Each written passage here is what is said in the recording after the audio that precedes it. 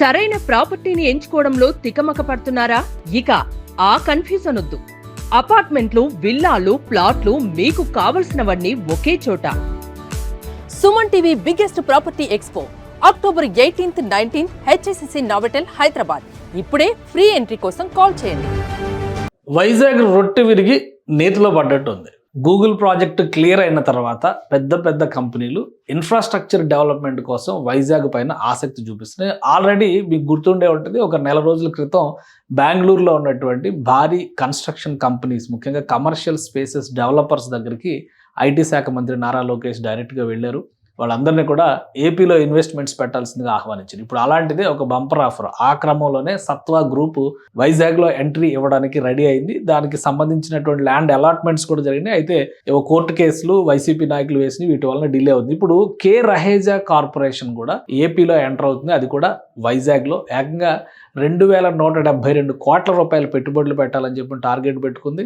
Residential plus commercial ఈ రెండు కూడా మిక్స్డ్ యూజ్డ్ ప్రాజెక్ట్స్ ని డెవలప్ చేసే దిశగా అడుగులు పెడుతుంది. సో దానికి సంబంధించినటువంటి వివరాలు చూద్దాం. కే రహేజా కార్పొరేషన్ అంటే రెండు రహేజా గ్రూప్లు ఉన్నాయి. రహేజా డెవలపర్స్ వేరు, ఆ తర్వాత అందులోనే స్ప్లిట్ వచ్చిన తర్వాత కే రహేజా గ్రూప్, ఇది ఇప్పుడు వచ్చింది కాదు, 1950s వచ్చినటువంటి గ్రూప్ ఇది. అప్పటి నుంచి కూడా కమర్షియల్ డెవలప్మెంట్ విషయంలో, కమర్షియల్ స్పేసెస్ డెవలప్మెంట్ విషయంలో దేశంలోనే నంబర్ 2 పొజిషన్లో ఉన్నటువంటి సంస్థ కే రహేజా గ్రూప్. మనకు చాలా మందికి తెలుసు, మైండ్ స్పేస్ హైదరాబాద్లో ఉండేవాళ్ళు చాలా మంది మైండ్ స్పేస్ జంక్షన్ గురించి మాట్లాడతారు. అక్కడ రహేజా ఐటీ పార్క్ డెవలప్ చేశారు గతంలో. మైండ్ స్పేస్ జంక్షన్ అని చెప్పారంటారు. మైండ్ స్పేస్ అనేటువంటి పేరుతో చాలా చోట్ల ఐటీ పార్కులను డెవలప్ చేసినటువంటి సంస్థ. ఇంకా ఇనార్బిట్ మాల్స్ గురించి కూడా మనకు తెలుసు, అలానే షాపర్ స్టాప్స్ గురించి మనకు తెలుసు, ఇంకా క్రాస్ వర్డ్ అని చెప్పని బుక్ స్టాల్స్ గురించి కూడా మనకు తెలుసు. ఇవన్నీ కూడా కే రహేజా గ్రూప్ కు సంబంధించినటువంటి కంపెనీలు అనమాట. చార్లెట్ హోటల్స్ కూడా వీళ్ళకి సంబంధించినవి. సో ఈ సంస్థ వైజాగ్ లో అడుగు పెడుతుంది.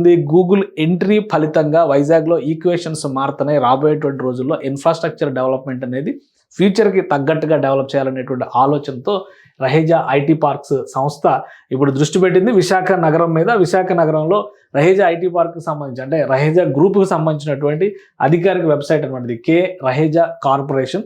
సో ఈ సంస్థకు సంబంధించినటువంటి డెవలప్మెంట్స్ కానీ, ఇన్ఫ్రాస్ట్రక్చర్ క్రియేషన్ కానీ ఇది ఒక రేంజ్లో ఉంటుంది. ఇది మామూలు రేంజ్ కాదు. ఇది దేశంలోనే నంబర్ 2 పొజిషన్లో ఉందంటే మీరు అర్థం చేసుకోవచ్చు. ఇప్పుడు మన దేశంలో, మన రాష్ట్రంలో అంటే ఆంధ్రప్రదేశ్లో ఇప్పుడు చేయబోతున్నటువంటి డెవలప్మెంట్కి సంబంధించి ఆల్రెడీ 2172 కోట్ల రూపాయలతో ఒక ప్రపోజల్ రాష్ట్ర ప్రభుత్వం ముందర ఉంచింది. 172 కోట్ల రూపాయలు ఇన్వెస్ట్ చేయబోతుంది.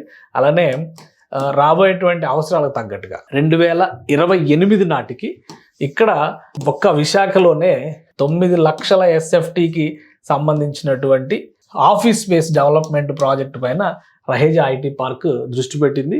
అలానే దీన్ని కనుక మనం ఒకసారి దృష్టిలో పెట్టుకొని చూస్తే రహేజా ఐటీ గ్రూప్ గురించి మనం మాట్లాడుకునేటువంటి విషయాలన్నీ కూడా చాలా ఆసక్తికరమైనటువంటి అంశాలతో ముడిపడి ఉంటాయి. ఎందుకంటే ఏదో ఒక దశలో మనకు తెలిసినటువంటి కంపెనీలే చాలా కనిపిస్తూ ఉంటాయి. మనకు తెలిసినటువంటి అంశాలు ఇందులో చాలా ఉంటాయి, కానీ అది రహేజా గ్రూప్ అని మనం గుర్తుపడతాం. షాపర్ స్టాప్ లాంటివి కానీ, క్రాస్ వర్డ్ బుక్స్ లాంటివి కానీ, ఇవన్నీ కూడా. సో అందుకని వీళ్ళు ఒక టార్గెట్గా పెట్టుకున్నారు. 2 దశలుగా వైజాగ్లో అభివృద్ధి ప్రణాళికని రెడీ చేసుకుంటున్నారు. 2022 దశలు. సో 2 దశలుగా ఇక్కడ అభివృద్ధి ప్రణాళికల్ని రెడీ చేసుకుంటారు. ఒకటి 2028 టార్గెట్, రెండో టార్గెట్ వచ్చేసి 2031 టార్గెట్గా పెట్టుకున్నారు.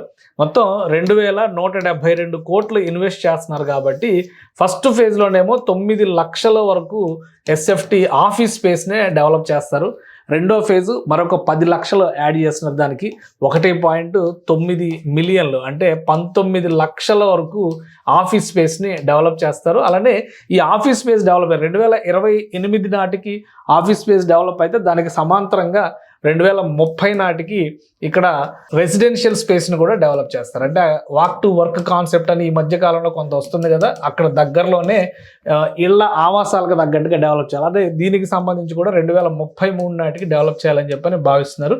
సో ఇదంతా ఎక్కడ జరుగుతుంది, అంత స్పేస్ ఎక్కడ ఉంది, ఇవన్నీ కూడా మనకు డౌట్స్ వస్తాయి. కాబట్టి ఆల్రెడీ ఇప్పటికే దానికి సంబంధించినటువంటి సెర్చ్ ఆపరేషన్ కంప్లీట్ అయిపోయినట్టుగా సమాచారం వస్తుంది. రహేజా ఐటీ పార్క్కి ఇవ్వబోయేటువంటి స్థలాలు మధురవాడ ఐటీ హబ్ గా మారుతున్న విశాఖ సిటీకి సంబంధించి మధురవాడలో ఐటీ హిల్ నంబర్ 3 అని చెప్పిన ఆ హిల్స్ కి పేర్లు కూడా పెట్టలేదు, ఐటీ హిల్స్ అని చెప్పని పిలుస్తున్నారు. ఐటీ హిల్ నంబర్ 3 ఇక్కడ ల్యాండ్ అలాట్మెంట్ కి సంబంధించినటువంటి చర్చలు జరుగుతున్నాయి. 27 ఎకరాలు భూములు ఇవ్వడానికి అక్కడ ప్రభుత్వ భూముల్ని గుర్తించారు. ఈ 27 ఎకరాలని రహేజా ఐటీ పార్క్ కి సంబంధించినటువంటి డెవలప్మెంట్ కోసం ప్రభుత్వం ఇవ్వబోతుంది. ఈ డీల్ కనుక ఫైనల్ అయితే 2029 నాటికి గూగుల్ డేటా సెంటర్ వచ్చే విధంగా ఇక్కడ ప్రణాళిక జరుగుతుంది.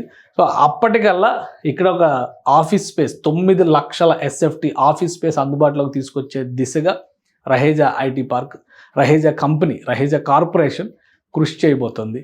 సో విశాఖలో కావలసినటువంటి ఇన్ఫ్రాస్ట్రక్చర్ క్రియేట్ చేయడం పైన రాష్ట్ర ప్రభుత్వం ఫోకస్ పెట్టింది కాబట్టి జాతీయ స్థాయి సంస్థలు సత్వా లాంటివి కానీ రహేజా లాంటి వాటిని కానీ అక్కడికి ఆహ్వానిస్తుంది.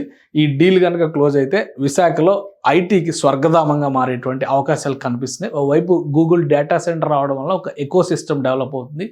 గూగుల్ డేటా సెంటర్ ఎంట్రీ తర్వాత ఇంకొక 2-3 పెద్ద కంపెనీలు కూడా రాష్ట్ర ప్రభుత్వంతో టచ్లోకి వచ్చినట్టుగా తెలుస్తుంది. ఆ ఇన్ఫర్మేషన్ మళ్ళీ మనం షేర్ చేసుకుందాం. కానీ ఇక్కడ జరుగుతున్నటువంటి ప్రాసెస్ ఏంటంటే ఇప్పుడు ఇన్ఫ్రాస్ట్రక్చర్ డెవలప్మెంట్ పైన కూడా రాష్ట్ర ప్రభుత్వం జోరుగా పావులు కదుపుతుంది. అందులో మొదటి ఎంట్రీ రహేజా ఐటీ గ్రూప్ అయ్యేటువంటి అవకాశం ఉంది.